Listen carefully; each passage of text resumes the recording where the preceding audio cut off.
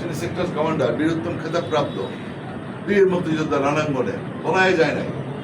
ফ্যামিলির দিকে চিন্তা করে নাই, ফ্যামিলিটাকে যদি ব্যর্থ হইতো তার কোর্ট মার্শাল ফাঁসি হইতো, চিন্তা করে নাই পরিবারের কথা, 2 সন্তানের কথা, তখন শিশু সন্তান আমার নেতা তারেক রহমান এবং আরো চিন্তাও করেনি। দেশের কথা চিন্তা করছে, জনগণের কথা চিন্তা করছে, বাংলাদেশের কথা চিন্তা করছে। এর চেয়ে বড় স্যাক্রিফাইস আর কি হতে পারে? সে আমার নেতা, উনি আমাদের প্রতিষ্ঠানের চেয়ারম্যান, আমরা গর্ববোধ করি। আমার নেত্রী 82 থেকে 90 এরশাদ বিরোধী আন্দোলনের নেতৃত্ব দিয়েছেন, গণতন্ত্র পুনরুদ্ধার করেছেন। আবার গণতন্ত্রকে হত্যা করেছিল এরশাদ, সামরিক জনতা, তাকে হটাইছেন খালেদা জিয়া, তার নেতৃত্বে আমরা হটাইছি, গণতন্ত্র পুনরুদ্ধার করছি। বিশাল achievement, it's a great achievement. এর চেয়ে আর কি অ্যাচিভমেন্ট থাকতে পারে? আওয়ামী লীগের কি অ্যাচিভমেন্ট আছে বলেন? আওয়ামী লীগের কোনো অর্জন নাই, পালাইয়া গেছে। 86 সালে বেইমানি করছে, একসাথে হাত মিলাইছে, একসাথে টাকা খেয়ে নির্বাচনে পাড়ি জমাইছে, যার জন্য 9 বছর লাগছে আরশাদকে সরাইতে। একসাথে একটা রিপ্যাট্রিয়ট, মুক্তিযুদ্ধে তার অবদান ছিল না, সে 9 বছর শাসন করছে, দুঃশাসন চালাইছে। বিএনপির বিশাল অ্যাচিভমেন্ট। এবারও অ্যাচিভমেন্ট আমাদের তারেক রহমানের নেত্রীর অ্যাবসেন্টে। তারেক রহমান আমার দলকে ঐক্যবদ্ধ রেখেছে, আমাদের দল থেকে টুকরা টুকরা করতে চেয়েছিল আওয়ামী লীগ। শেখ হাসিনা এমন কোনো চেষ্টা বাদ দেয় নাই আমাদের দলটাকে ভেঙে টুকরা টুকরা করা।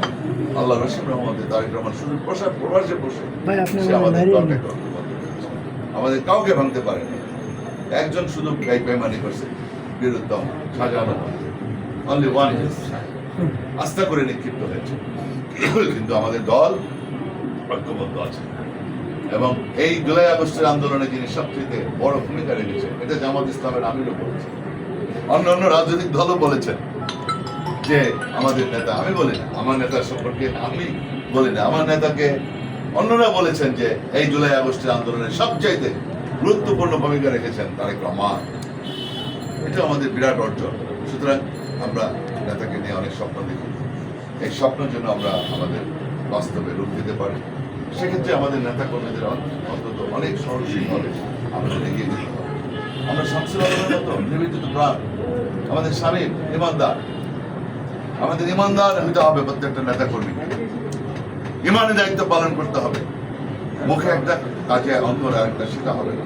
আওয়ামী লীগের নেতা কর্মীদেরকে ঘৃণা করতে হবে, ওই আদর্শের ধারে কাছে আমরা থাকবো না, আমরা ওই পথ অনুসরণ করবো না।